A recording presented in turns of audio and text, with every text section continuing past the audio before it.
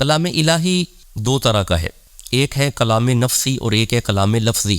کلام لفظی اور کلام نفسی، اسے سمجھیے گا، اسے غور سے سمجھیے گا، پھر بات بڑی سمجھ آئے گی۔ اور میں ایک عرض کروں، اسے عقل سے نہ سمجھیے گا، اسے تھوڑا عشق سے سمجھیے گا۔ کچھ چیزیں ایسی ہوتی ہیں جو جن تک عقل نہیں پہنچ پاتی، عشق پہنچ جاتا ہے۔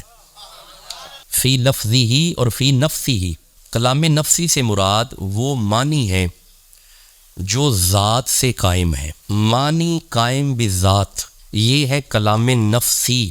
کلام لفظی ہیں وہ الفاظ جو کلام نفسی پہ دلالت کرتے ہیں، یعنی ان کے معنی کو ظاہر کرتے ہیں، وہ الفاظ جو کلام نفسی کو واضح کرتے ہیں، وہ الفاظ جو ہم تک آئے ہیں۔ یہ ہاتھ میرا قرآن پہ ہے، کلام نفسی ہم نہیں جانتے، مہربانی ہے رسول اللہ کی کہ کلام لفظی ہمیں مل گیا ہے۔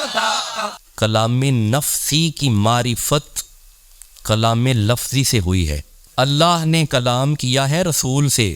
کلام نفسی جو ہے یہ کلام لفظی ہے، اس کلام کے پیچھے اصل میں کلام نفسی ہے۔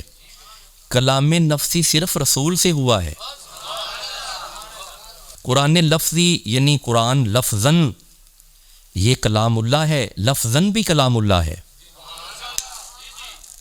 سورہ شورى میں اللہ فرماتا ہے نازل بروح الامین علی قلبک لتکون من المنذرین بلسان عربی، یہ عربی زبان میں آیا ہے۔ اب رکنا، سورہ طٰہٰ میں اللہ فرماتا ہے وَكَذَلِكَ أَنزَلْنَاهُ قُرْآنًا عَرَبِيًّا، اسی طرح ہم نے اسے نازل کیا عربی زبان میں۔ رکیں، سورہ زمر میں اللہ فرماتا ہے قرآنًا عربیًا غیر ذی عوج لعلہم یتقون، یہ عربی میں آیا ہے، اس میں کوئی کجی نہیں۔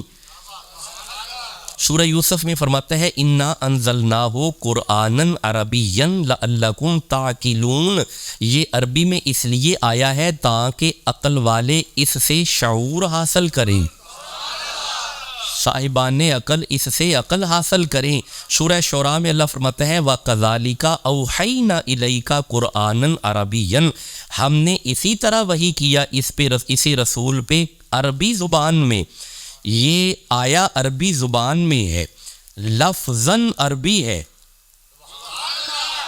وہاں پہ لینگویج عربی تھی۔ یہ ہے ساری آیتیں کلام لفظی پہ۔